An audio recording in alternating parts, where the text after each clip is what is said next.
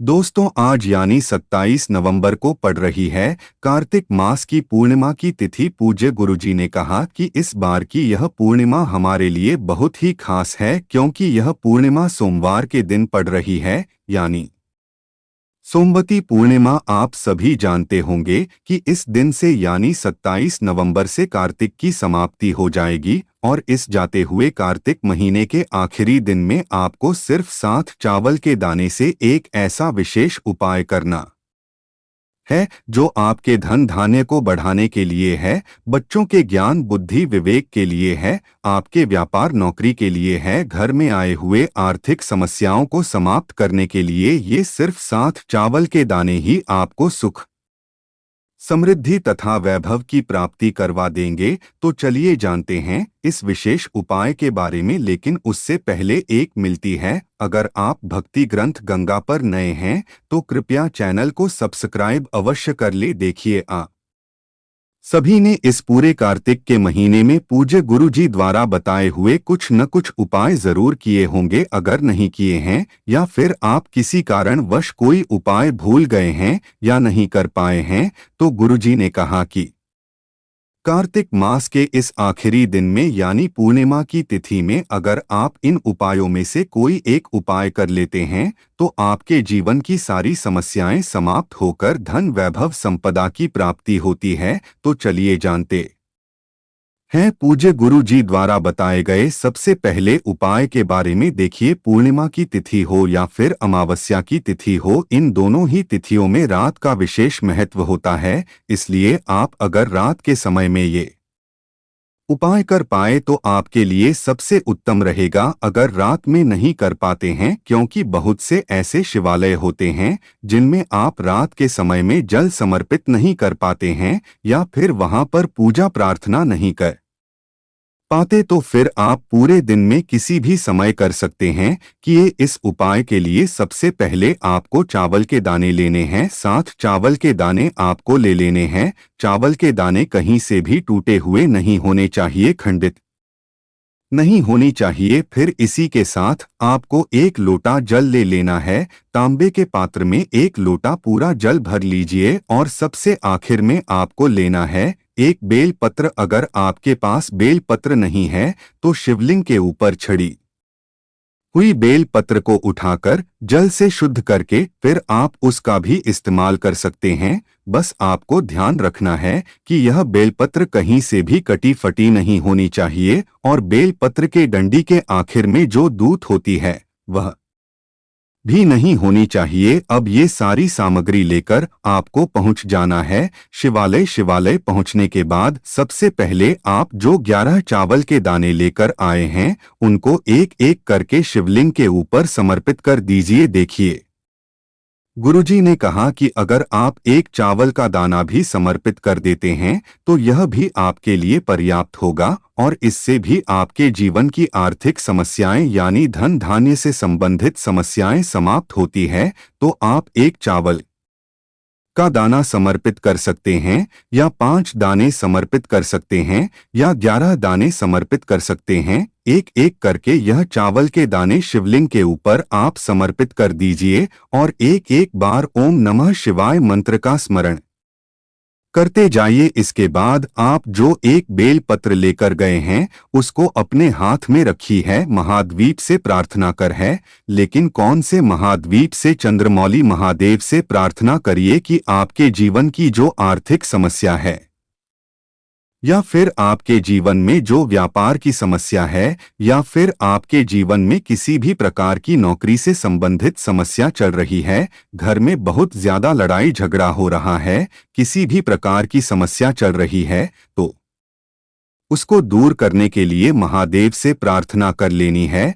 और फिर यह एक बेल पत्र आपको इन्हीं चावल के दानों के ऊपर समर्पित कर देना है। बेल पत्र की चिकनी साइड का हिस्सा नीचे की तरफ रहेगा और बेल पत्र की डंडी जल आधारित की तरफ रहेगी, सामने जैसे आपको दिखाया जा रहा है ठीक ऐसे ही आपको यह समर्पित कर देना है। फिर सबसे आखिर में आप जो 1 लोटा जल लेकर गए हैं उसको धीरे धीरे इसी बेल पत्र के ऊपर समर्पित करते जाइए और चंद्रमौली महादेव का नाम लेते हुए ओम नमः शिवाय मंत्र का स्मरण करते जाइए। देखिए, चंद्रमौली महादेव का भी नाम लेना है और ओम नमः शिवाय मंत्र का भी स्मरण करना है। फिर इसके बाद वहीं शिवलिंग के सामने 1 या 2 मिनट बैठकर महादेव को निहारने के बाद फिर वापस आ जाइए। पूज्य गुरुजी ने कहा कि जो भी व्यक्ति पूर्णिमा की तिथि में चावल से कोई उपाय करता है या फिर अमावस्या की तिथि में काले तिल से कोई उपाय करता है, तो हम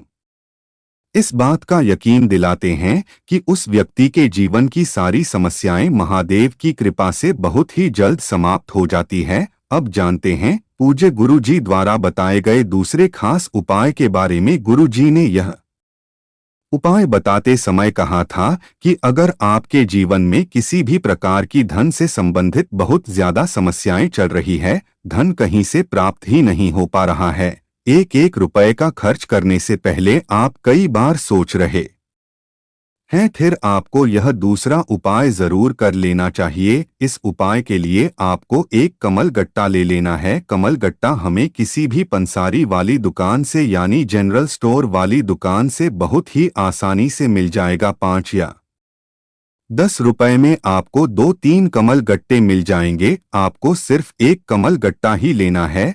फिर इसी के साथ आपको ले लेनी है 5 बेलपत्र। देखिए, जो कमल गट्टा होता है वह धन आकर्षित करने का कार्य करता है, धन को डोट हमारे जीवन में बढ़ाता है, माता लक्ष्मी की कृपा प्राप्ति करवाता है। इसलिए आपको एक कमल गट्टा जरूर लेना है और साथ ही साथ 5 बेलपत्र लेनी है। बेल अगर आपके पास नहीं है तो शिवलिंग के ऊपर छड़ी हुई बेलपत्र को उठाकर जल से शुद्ध करके आप उनका भी इस्तेमाल कर सकते हैं। फिर इसी के साथ आपको 1 लोटा जल ले लेना है। स्टील के पात्र में जल लीजिएगा और इसमें 1 या 2 चम्मच गाय का कच्चा दूध मिला लीजिएगा। देखिए, अगर आप के पास आधा चम्मच कच्चा दूध है तो भी आप मिला लीजिएगा, लेकिन कच्चा दूध ही लीजिएगा और हो सके तो देसी गाय का मिल जाए तो यह आपके लिए सबसे उत्तम रहेगा। अब ये सारी सामग्री लेकर आपको पहुंच जाना है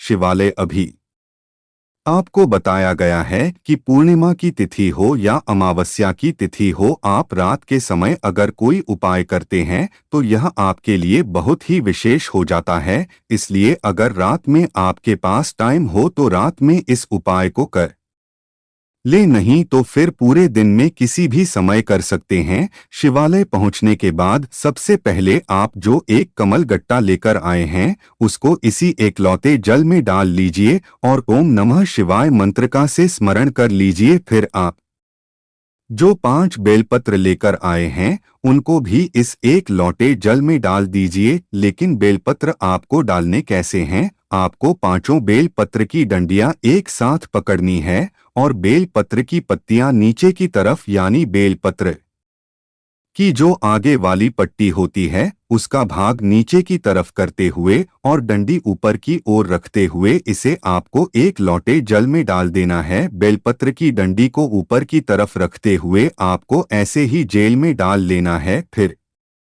उसके बाद यह एक लोटा जल आपको शिवलिंग के ऊपर धीरे धीरे समर्पित करते जाना है और महादेव का स्मरण कर लेना है। कौन से महादेवी का? चंद्रशेखर महादेव का। फिर इसके बाद वहीं शिवलिंग के सामने बैठकर आपकी जो भी विशेष मनोकामना हो धन से संबंधित, अगर आपके जीवन में धन प्राप्त हो ही नहीं पा रहा है, व्यापार में रुकावट आ रही है, व्यापार में तरक्की नहीं मिल पा रही है, नौकरी में कोई न कोई बाधा आ रही है, तो धन प्राप्ति से संबंधित जो भी कार्य है उनको पूर्ण करने के लिए आप चंद्रशेखर महादेव से प्रार्थना कर लीजिए और फिर वापस अपने घर आ जाइए। पूज्य गुरुजी ने कहा कि इस पूर्णिमा की तिथि में अगर आप बेलपत्र से या फिर कमल गट्टे से या फिर चावल के दाने से कोई उपाय करते हैं तो इससे महादेव आपकी प्रार्थना को बहुत ही जल्द स्वीकार करते हैं। आप जानते हैं पूज्य जी द्वारा बताए गए तीसरे खास उपाय के बारे में। यह उपाय आपके लिए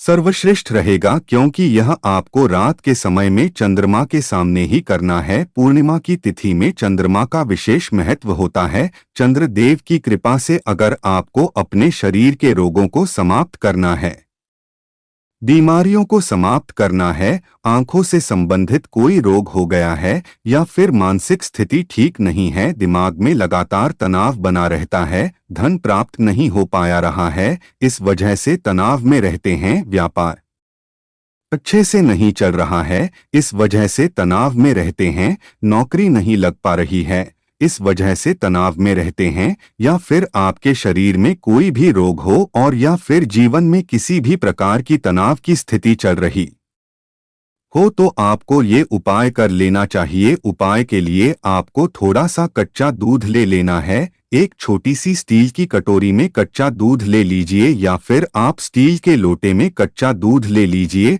और इसी के साथ आपको लेने हैं 7 चावल के दाने, 7 यानी 7 चावल के दाने ले लीजिए। अब ये दोनों सामग्री लेकर आपको अपनी छत पर पहुंच जाना है। आप अपनी छत पर उसी समय जाएंगे जब चंद्रदेव के दर्शन हो रहे होंगे, यानी इस पूर्णिमा की रात्रि में जब देव आपको आकाश में दिखने लगे, उस समय आप जाइए और इस चावल मिश्रित दूध का अर्घ्य आप चंद्रदेव को अर्पित कर लिए। ओम सोम सोमाय नमः इस मंत्र का करते हुए चंद्रदेव को अर्घ्य दे दीजिए। जैसे आप सुबह सुबह एक लौटे जल का सूर्य देव को अर्घ्य देते हैं, वैसे ही आप चंद्रदेव को अर्घ्य दे दीजिए और ओम सोम सोमाय नमः इस मंत्र का स्मरण कर लीजिए और फिर वहीं पर खड़े होकर थोड़ी देर चंद्रदेव को डोट निहार ये उनसे अपनी मनोकामना ना पूर्ण करने के लिए प्रार्थना कर लीजिए। अगर आपके शरीर में कोई रोग है तो उसको दूर करने के लिए चंद्रदेव से प्रार्थना कर लीजिए। मानसिक स्थिति ठीक नहीं है तो उसको दूर करने के लिए चंद्रदेव से प्रार्थना कर लीजिए, या फिर कोई विशेष मनोकामना है तो उसको पूर्ण करने के लिए चंद्रदेव से प्रार्थना करनी चाहिए। पूज्य गुरु जी ने कहा कि पूर्णिमा की रात में जब हम लोग चंद्रदेव को निहारते हैं या फिर देव की रोशनी हमारे शरीर पर पड़ती है तो इससे हमारे शरीर के रोग समाप्त होते हैं। हमारे आंखों में कोई रोग है तो वह समाप्त होता है, इसलिए आपको चंद्रदेव की रोशनी में 10-15 मिनट जरूर रहना है। तो मित्रों, इस वीडियो को जितना हो सके अपने रिश्तेदारों को शेयर करें ताकि उनको भी इसका लाभ उठा सके। धन्यवाद।